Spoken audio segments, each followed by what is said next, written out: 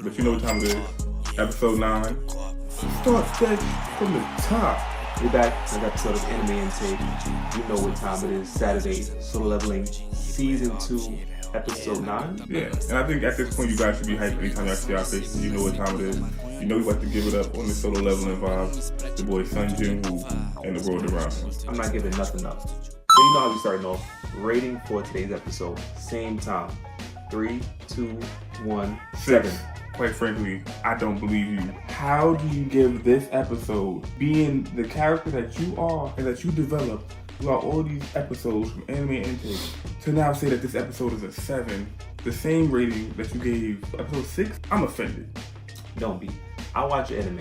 I know what I'm talking about. That's why you're here. The reason why it was 7 is because this episode had the action. It had action. It had the sincerity, it had the story development, and it had the foreshadowing of what's to come next. Nigga, did you just say this episode had, what you said? Action. What you said after that? Yeah, you said it had the sentiment? Niggas getting sentimental in here? He was crying. Yo, first off, alright. That's me. You. I'm about to say, yeah, your rating is your rating. I just want you to know, don't agree once again. I can appreciate the sentimental part of it. I can appreciate the real rap. I appreciate all that. It was beautiful, okay? But as an episode, I feel like nothing happened. Obviously, this was a build-up episode, so there's no point in me trying to go into like a higher plane of existence. I do think this was I wouldn't call it, obviously it's a don't call it a filler. Not a filler. All right. My fault. I'm wildin'. Yeah, you wildin'. It was calm, you know? I'll give it a 6.5. So those of you from New York or wherever y'all face is, it was 65 was passing for y'all. You know what I'm saying? Give it a passing grade. 65. 6.5. Just to respond before we move forward to what you're saying, the action was he got the new dragon. The action was at the end of it we saw all the dudes about to fight. What's the name? The S-Ray? Japan, not even Japan's. The Taekwondo looking dude and I know you're talking about my son with the I forgot they said his name, but it's just like it was so impassioned that I wasn't paying attention. He's not important yet because he got his man boofed up in the island. He's not important yet. Speaking of turning an old dragon into Shadow Warrior Kaisel, what do you think is another highlight of this episode or multiple highlights of this episode? I'm not sure. I think the creators watch the show. Because we definitely said last episode, how do you have so many powers and we don't know nothing's going on? And we just found out he learned Shadow Exchange. At a course of 3 hours of time, if we can do it again. That's nothing. He technically got instant transmission. All that's missing is him going inside the shadows himself. If he can hide inside shadows, I'm going to turn into a ball of shadows. That's what I'm saying. We're going to talk about what's a highlight. Well, I did rate this episode low and I said the emotion, whatever thing, but Sun Jin-woo waking his moms up after, and him showing his journey from being long-haired Sun Jin-woo, Mr. Get No Bitches, to becoming a form of the glorious God that he's going to continue to ascend to be. That was real emotional. And then while he's giving his mom the elixir, and on top of that, her waking up. Yeah, she got younger too. And she lose the burn mark that he gave her, whatever. So all his sins, quote unquote, if you want to call it that, that's what it was kind of representation of, you know what I'm saying? His failures, his hard work, as she called it as well. I feel like that's what the burns represented. Those being cleared away by him trusting in the system, that's also another highlight as well. I'll get that in a second. But they shared a special moment and cried. He cried in that hand. He held that hand. Come on, man. You ever held a hand to your cheek? Yeah. Never. Oh, you did. Exposed. Even him opening about the amount of emotion. And I keep saying, he don't show no emotion. In this moment, he got his mom back. Boy was shaking, holding the vibe. That's what I'm saying. His mom a little thing. But, see the hand on there. It was a real... Watch about moms, though. You bugging out. She got younger. You bugging out, B. She got younger. You bugging out, B. Alright, that's peace. The other portion, Sun Jin-woo is now a true believer in the system. He took that chance on his mom. Fed that elixir, meaning I'm putting my faith in the system. It's never let me down yet. You're not 1 foot in, 1 foot out no more. You are fully in. The system is an easy out. It's the solver of all things. He need money, sell item. He wanted to do the impossible in the current world, go to the system, Yo, fix this for me. You got it. The system purified the demon's blood. We knew that would happen. You said it. And you said they gave him a cute little vase too. A little container, cute. Gave him 6 of them joints. 6. Depending on his intelligence. That boy's smart. What are you doing if you get 6 cure-all drugs? This lady was in eternal slumber of an uncurable disease of mankind in this world. Senju has tested, now he has 5, but what are you doing if you have 6 of them? I'm drinking 1. That means I got the cure all of everything. If it works that way. I think it will. If I pour it on Michael Jackson, does he come back? Ooh, Does he come back? I don't have the answer to that. Alright, if not, I think Magic Johnson got a little breach for me, got a little paper. That's 3 for 3.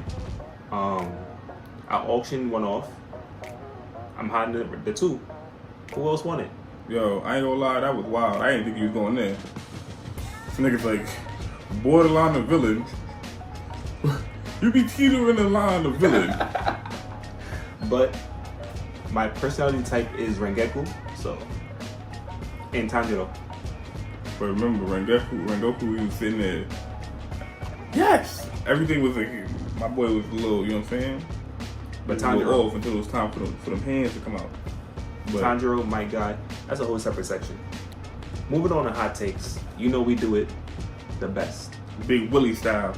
I think that the S-Rank Japan team is low-key trash. Mind you, A-Rank was saying he wanted to scrap from, yo, that's also the thing that confused me about this damn show. At one point I'm thinking it's in Japan, they moved it from Korea to Japan being that it was a manhwa, but now they're saying it's a Japan team. I ain't gonna lie, I don't know if I'm not paying enough attention or what, but where is this show at? Korea, I think, I don't know.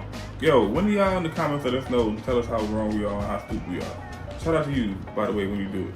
I think that's the same person that be disliking. It's just one person that be disliking the video, and I see it, and I'm looking at you like, Ricky? When I catch you, Ricky? Ricky, at least leave a comment so we can know it's you. Like, man up, or woman up, or be a person up. Besides the leader of the S-Rank Japan, everybody else was trash. Like, absolute garbage. They did the anime thing where it's like wrapping people up in bandages and covering eyeballs and like giving them mystique and throwing the hoodie on. The scars, like, I take out the scars, like, man, come on. They doing typical anime stuff to make them seem tougher, but it's not working. My train died. I got glasses. My train died. I see the bullshit. Now the main character, the leader, Godo. I thought his name was Gojo for a minute. Godo, he looked like some heat. He like the old man that been through a lot of shit, and he just know, like, I'm not gonna fight you because I'm trying to survive, which is the real battle. I'm trying to survive. I'm not trying to just beat you. I'm trying to survive out here. I can't say Willie, but you can call another man heat. I'm just putting out biases, but where else can you get that? What AnimeIntake? One of the most ignorant, most captivating, most anime-based show you'll ever see. This is not Sheen. What's his name? Sheen? Hold on, niggas out now. What's the nigga name? Leave him alone. That's not his name. That's not his name. That's the only cool nigga on that whole show. Real talk, I ain't gonna lie. Yo, what's that nigga name? Shneem and Neem. Nigga name is Neem. Nigga try to beat a nigga. This nigga fire, let me go ahead and beat him. He just took off the letter. Hot take of the episode. I think Sun Jin-woo pops as a deadbeat. 1. I think that he gave the mom Eternal's number. 2. The mom woke up and she said, yo, you saw your pops yet? You talked to him? I feel like we don't have a clear representation of what S-Ranks can do. He could travel. He could contact them. He hasn't done nothing. Mom just woke up. He was in there for 10 years. Technology and things may have changed. Pick up a phone. He be looking for a payphone and they ain't got none. He's an S-Rank hunter. Take it. I like your idea of him giving the mother eternal slumber. You gotta remember he was in there for 10 years. He could be a completely different person from who he was. I think the dad reawakened, and that's why I think Sun Jin-woo also reawakened. I feel like at that point it would put moms in another predicament of eternal slumber. She might have eternal slumber squared. Yeah, she's going back down. I think when the father comes and see the mom awake, let's move that out. Let's move on. Realistically, this episode, a lot of people will say that nothing really happened. Watch it again. Take off your bias. Watch it again. When you do, put this episode on loop. I was right. Just clip that part. I was right. I know this episode wasn't as action-packed as basically every other episode has been, but I think it was a decent episode, decent watch. Good revelations. Getting closer to the war on Jeju Island. Yeah, and to the end of the season. We meeting some characters like the S-Rank healer. We seen our first S-Rank healer. That was my question. He said something about them being gay in your version.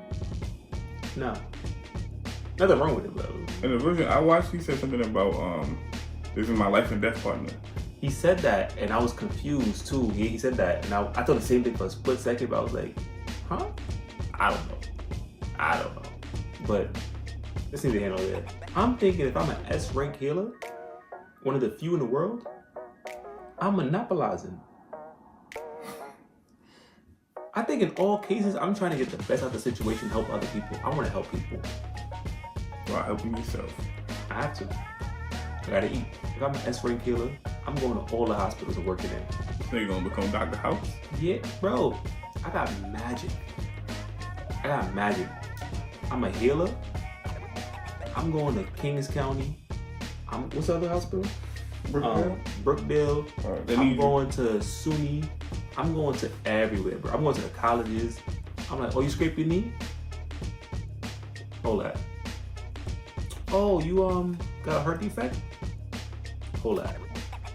I'm healing everybody. How much you charging? That's a different question. How much you got? I want to thank you guys for watching another episode review, episode 9 of Solo Leveling, on this glorious day. That was AnimeIntake. This is where our minds is at. Please call me Beyonce. We'll see you next week, and that's a fact. Episode 10, you know where we're at. Kagebushi no Jutsu!